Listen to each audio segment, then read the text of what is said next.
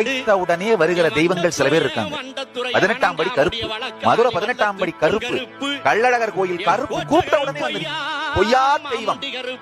எவ்வளவு வேணா உங்களுக்கு சந்தேகம் இருக்கட்டும், 18ஆம் படி கருப்பை கூப்பிடுங்க, சங்கரலிங்க கருப்பு சேலஞ்ச் வேணா கூட பண்ணி பாருங்க. மாளிகை பாற கருப்பையா, நீ வைக்கும் கால்களுக்கு சாமி கால்களுக்கு